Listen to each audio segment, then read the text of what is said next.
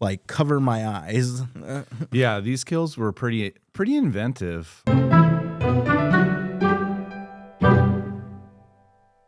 Hello, everybody, and welcome back to the show. We are back at it again doing another review for a movie that came out last fall. I didn't get around to watching it then, but now was a perfect time to do it. So we did tackle the movie Thanksgiving today. So Thanksgiving is after a Black Friday riot ends in tragedy. A mysterious Thanksgiving-inspired killer terrorizes Plymouth, Massachusetts, the birthplace of the infamous holiday. So this was a very different and unique film, especially coming in as a slasher horror movie. Not very many new ones are made. So I think this was a very interesting challenge to take on as a director. It was directed by Eli Roth, and he's also been known for other horror movies like Finn or Hostel Part 1, Part 2. I think he did The Green Inferno as well. These are all really pretty unique horror movies. So seeing that he was attached to this, I was already interested. And then, you know, just the vibe that this film gave out was really, really cool. And I'm surprised that after watching it, I really, really enjoyed it because it has like it's like a modern day Scream. It's not as good as Scream, but it's like definitely you feel the vibe is very Screaminiscent. Yeah, it's kind of like the same kind of vibe, like a whodunit, like who is the killer kind of vibe as well. Yeah, and I think that overall the story, as campy as it may be, and especially like some of the dialogue, I think it's funny because it's Thanksgiving based. A lot of the dialogue is, especially towards the end with the kills, like he's just like, there are no leftovers. Like, yeah, I like that. I like the voice box that he used. I like the mask. Obviously, it kind of imitates Scream in terms of the John Carver mask. So yeah, I thought that was interesting. Also, this you mentioned this movie was kind of like it was rated high on Netflix, like the most watched. Yeah, so like this that? is #1 movie trending on Netflix right now. So if you haven't watched the movie, I recommend watching it.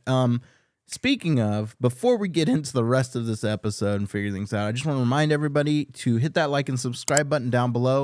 If you haven't followed us on our socials, go ahead and go over there to Instagram and Twitter. Follow us over there. We are starting to do giveaways now. We had 200 subscribers yesterday, and so we are super, super ecstatic, and we're continuing to grow, and that's really great. But like I said, we're doing these giveaways, so you wanna go follow us on our socials to find out what we do. So. Also, if you want to support the show even further, you can go to patreon.com/thecalvincam. Join one of our 3 tiers there. It really helps us. It really gets things going a long way. So, but yeah, let's get back into our review for Thanksgiving. This movie had some of the brutalest kills that I've seen in a long time. Very much so that I had to like cover my eyes. Yeah, these kills were pretty inventive. I know that there's been social media type kills, but it's cool to have some of these, you know, since social media is kind of a big thing in pop culture in our society these days. Like the kill where he kills the guy and basically broadcasts it. Bashes his head. Yeah, and to see how many likes it gets. So you have that kill. So I thought that was pretty inventive. And then we have the one with the corn on the cob, like the holders, the ears, right in their ears. Yeah. And it was cool because you had that sense of eeriness too with her like struggling, and you can hear that she can't really, she's deaf for a couple of seconds because her earlobes have been poked. So I thought that was cool. No, yeah, I mean, the movie starts off in a really brutal setting, like I said, with the premise of the film. Like, the Black Friday scene is, like, super real. Like, me and my wife were watching it, and we were just like, oh, my God, like, this is, like, brutal, especially because she gets trampled, her hair gets fucking caught in the wheel, and she tears off her scalp. Like, I was just that guy gets his neck cut on the door. Yeah, like, the other guy gets trampled. Brutal. And then, you know, just from the beginning of the film all the way to the end, we have like some really extreme gore. Like, even the one of the first kills after when the serial killer starts doing his thing, when he dumps that lady in the water and then slams her up against the freezer door, dude, I was like, oh my God. Like, and rips some of her face off. Yeah. It's like really cool. And if you caught, there's really some really good shots in this movie as well. There is a part in that scene before she gets murdered by him. If you caught it, the killer's like in the little window. He's like turning this way. Yeah. Like, there's those shots and really, really well done. Yeah, it's very, very good. I think in terms of story, it's kind of basic, but I think that's a part of the campy horror slasher genre. And I'm not, I was expecting more of a twist in this than I got. I kind of figured out who the antagonist was, like, pretty much immediately in my eyes. And full spoiler alert, I know we have a hard time of reminding everybody that we do spoilers a lot, but full spoiler alert, the bad guy in this turns out to be the sheriff, Patrick Dempsey, who I think is a phenomenal actor. I love him. But it's very cool seeing him be the bad guy again because, and I say again because he was the bad guy in Scream 3, if anybody remembers. So I thought this was like, oh, he gets to return to something familiar. So I think that's cool. And this movie was just great. I loved a lot of it. And I'm happy to see a movie like this get such recognition because we need more slashers. Like we don't have very many. All of our slashers are really just stuck in the 80s, and like early 90s. But it's like all we get is sequels at this point. We don't get any new slashers. So this is kind of a new entry into that genre of horror. Yeah, and I thought they did a really, really good job with this film. I thought it was perfectly paced too, and you got that simple story.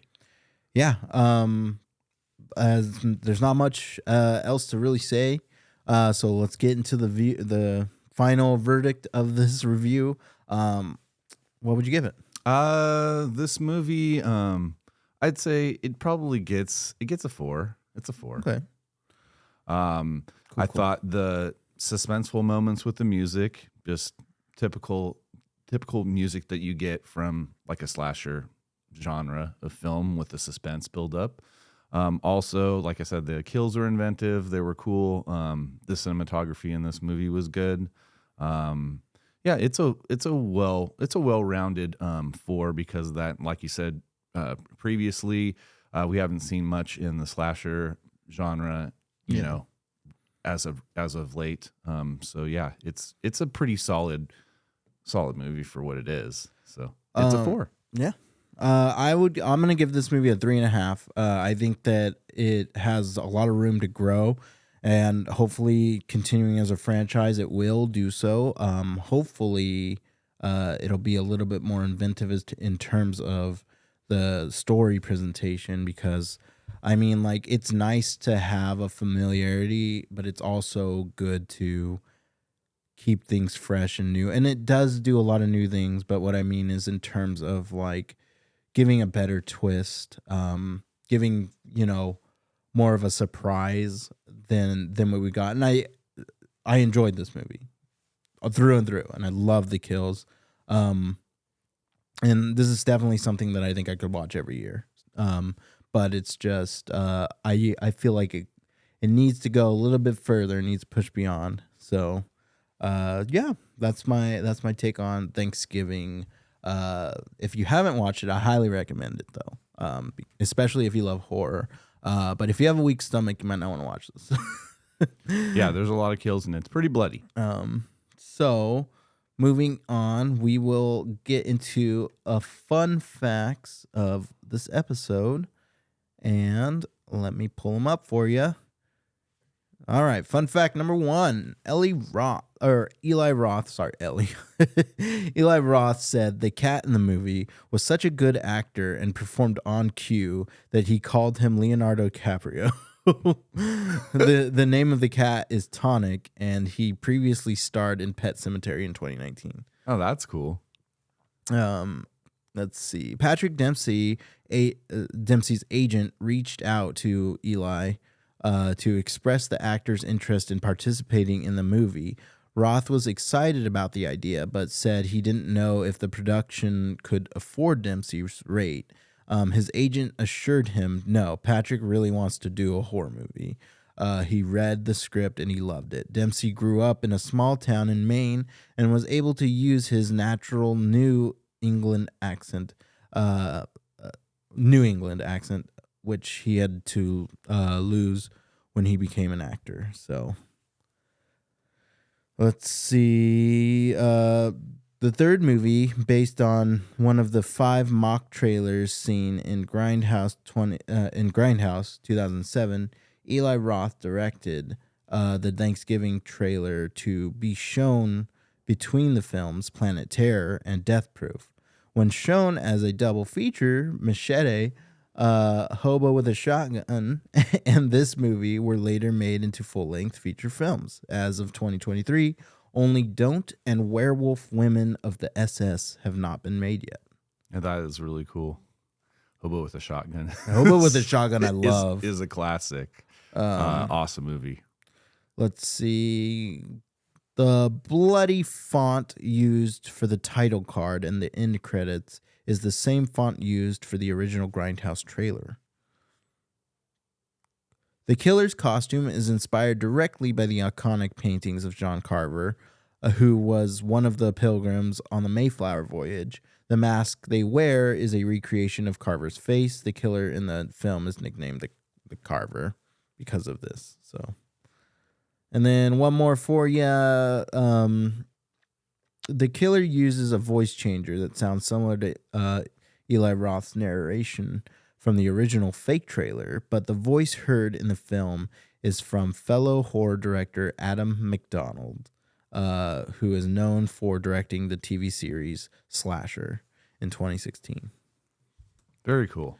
There is a lot of horror elements from a lot of different places going into this movie. Looking at all these facts, that makes me love it even more. Yeah, it was pretty inspired. So, this movie is sitting really positive.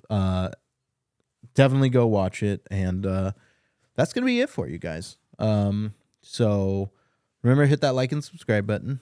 Help us out, and we'll catch you next time. We'll see you on the next episode. Thank you, everyone. Good night.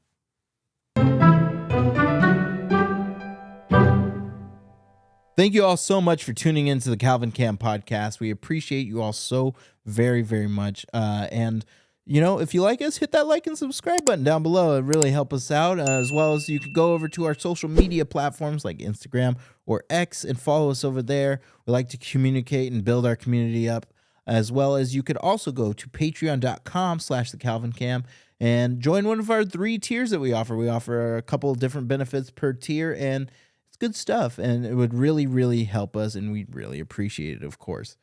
So thank you all so much for tuning in, and we'll catch you later.